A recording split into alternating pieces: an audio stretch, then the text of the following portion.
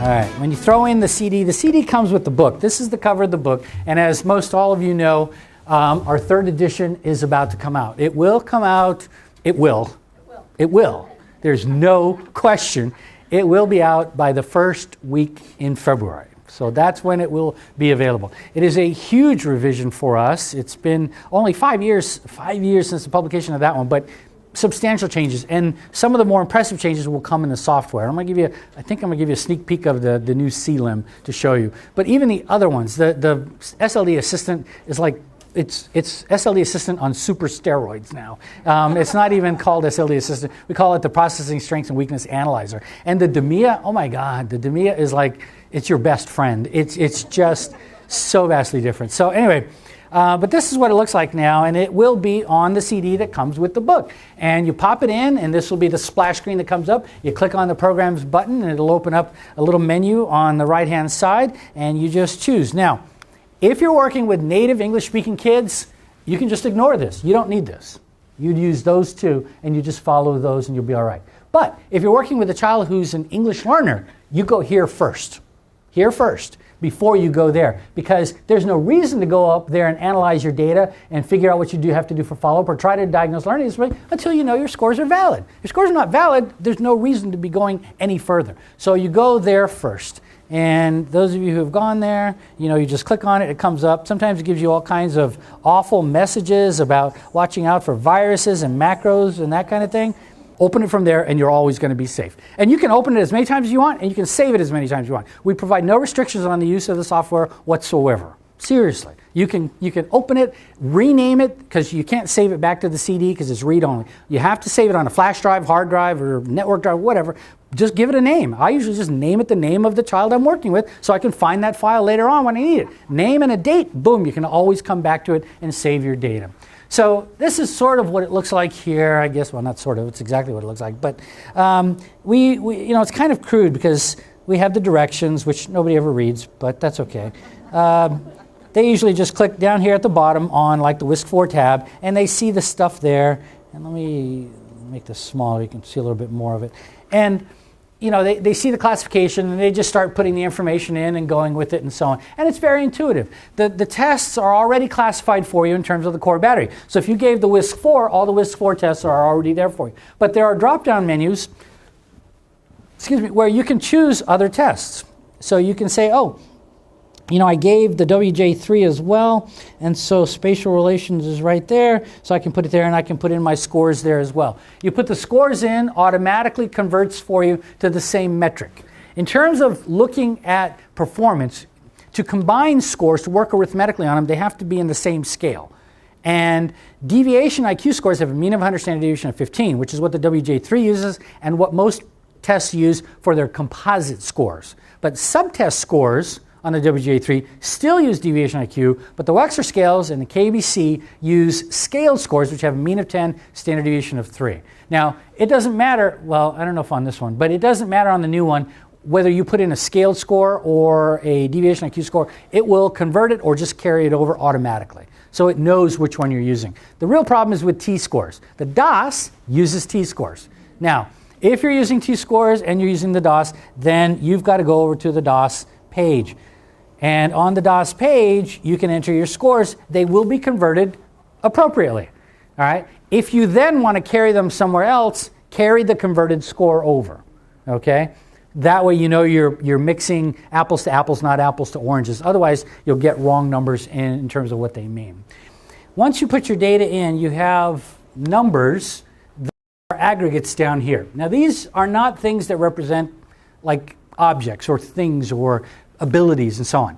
All it is a representation of the performance on tests when they have been aggregated according to cultural and linguistic demands, not according to the abilities that they are presumed to be measuring. See, here's the difference. Here's how we check validity. We know that certain tests go together, and that tests that measure short-term memory go together. But tests that measure short-term memory in different ways don't necessarily go together. So if I separate the performance of the test and I look at it in terms of cultural loading and linguistic demand, I could get variable performance, which indicates that was normal in terms of the way they performed. You see, even if the scores are different. If the scores are the same and I put them together, then it presumes the performance is the same irrespective of cultural loading or linguistic demand. So before I put them together, I have to make sure that it's valid. And what helps me determine that, as most of you know as well, is the graph. And the graph looks like this.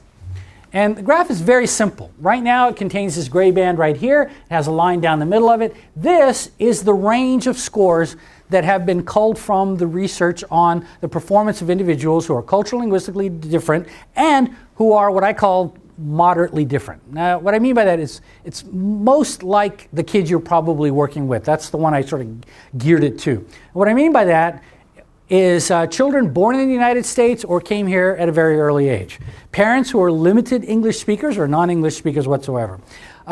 Started school age 5 here usually or early on and did not get native language instruction or are still not getting any native language instruction. So they would get ESL services or nothing, but they're not getting anything beyond that. Parents low SES.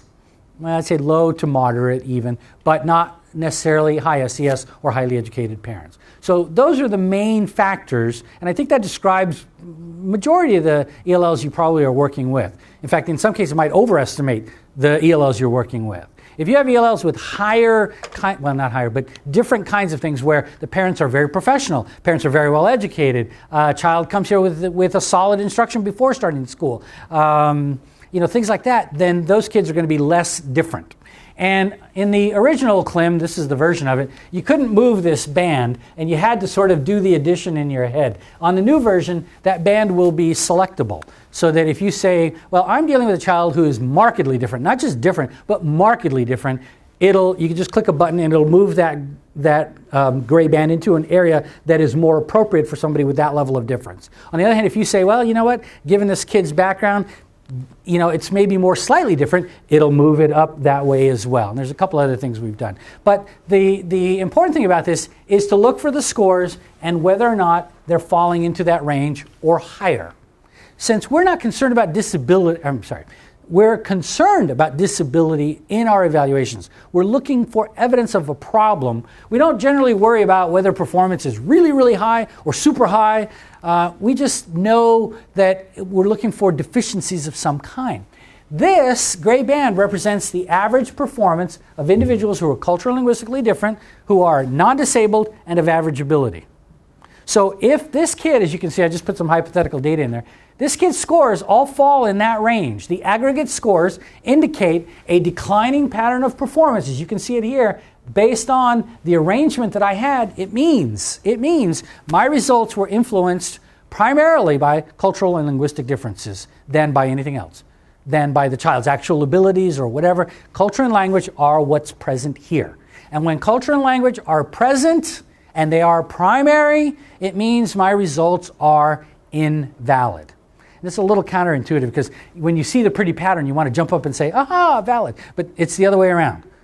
You see the pretty pattern, all right? Culture and language are primary. It means my results are invalid. I will not, cannot, and won't in any way use the scores to describe performance. However, as I just said, this is the pattern for children who are at least of average ability, who are non-disabled.